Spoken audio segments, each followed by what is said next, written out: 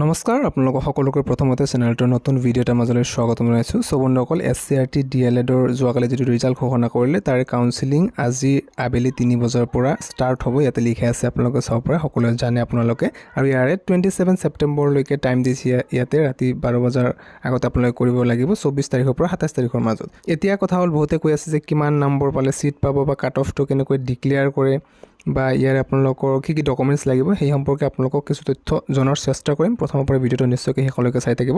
তো চাওক, আজি যেতিয়া আবেলি 3 বাজিব, আবেলি 3 বজাৰ লগে লগে আপোনালোকে যিটো দেখা পাইছে online counselling will be held 3 PM, ইয়াৰ ঠাইত লিখা থাকিব যে আপোনালোকৰ অনলাইন কাউন্সেলিং ইজ লাইভ নাও। ইয়াতে আপোনালোকে ক্লিক কৰিব। ক্লিক কৰাৰ লগে লগে আপোনালোকৰ আইডিটো লগ ইন কৰিব লাগিব।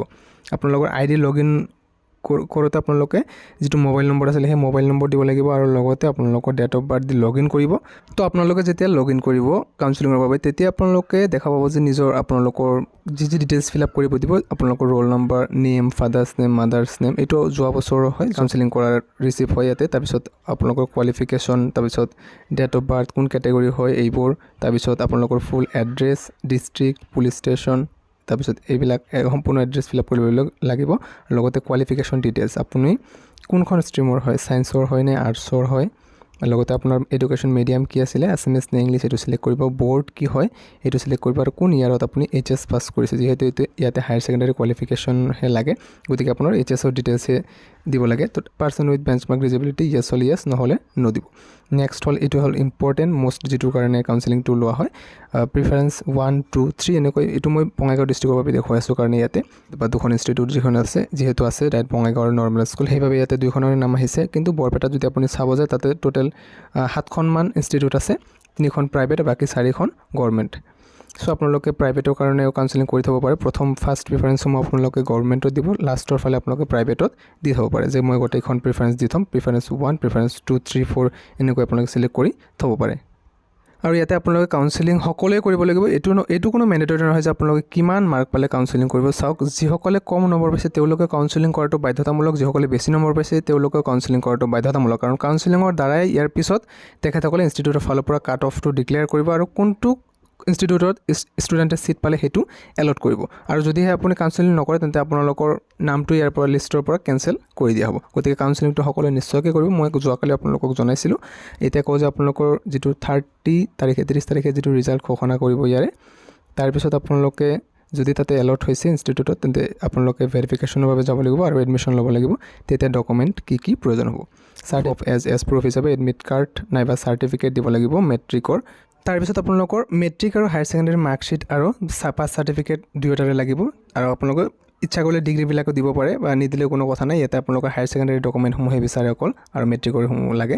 মেট্ৰিকৰ তাৰপিছত আপোনালোকৰ কাষ্ট চাৰ্টিফিকেট, যদি কোনো কেটেগৰীৰ পৰা বিলং কৰে কাষ্ট চাৰ্টিফিকেটটো লাগিব। আছাম যে অসমৰ স্থায়ী বাসিন্দা হিচাপে আপোনালোকে PRC বা পাৰ্মানেণ্ট ৰেচিডেণ্ট চাৰ্টিফিকেট সেইখন থাকিলে দিব পাৰে, বেছি ভাল হয়। আৰু যদি নাথাকে তথাপিও কোনো টেনশ্যন নাই, আপোনালোকে আধাৰ কাৰ্ড নাইবা ভোটাৰ আইডি দিব পাৰে আপোনালোকে পাৰ্মানেণ্ট ৰেচিডেণ্ট চাৰ্টিফিকেট হিচাপে। তাৰপিছত যদি PWD কেটেগৰী হয় তাৰ চাৰ্টিফিকেটটো দিব লাগিব।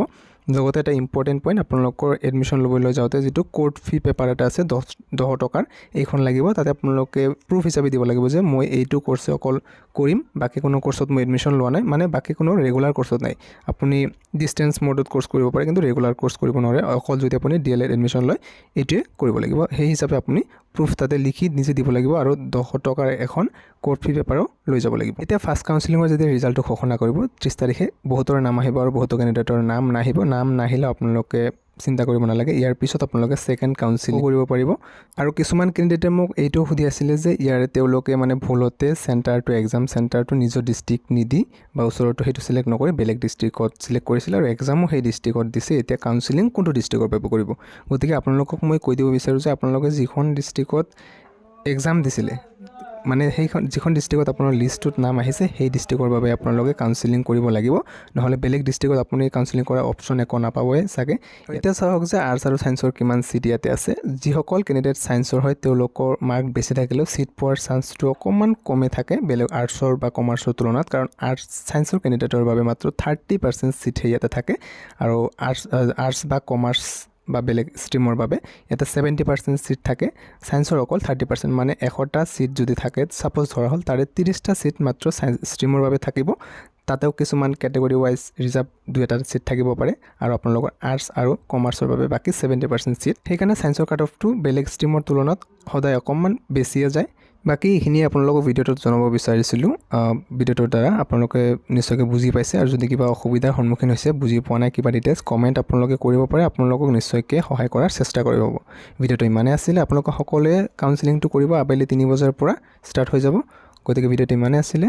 নিশ্চয়কৈ ভিডিঅ'টো লাইক এটা কৰি ৰাখিব। চেনেলটো প্ৰথমবাৰৰ বাবে ভিজিট কৰিলে আগন্তুক ইনফৰমেশ্যন পাই থাকিবলৈ চেনেলটো ছাবস্ক্ৰাইব কৰি ৰাখিব পাৰে। আজিলৈ ইমানে সামৰিছোঁ। ধন্যবাদ।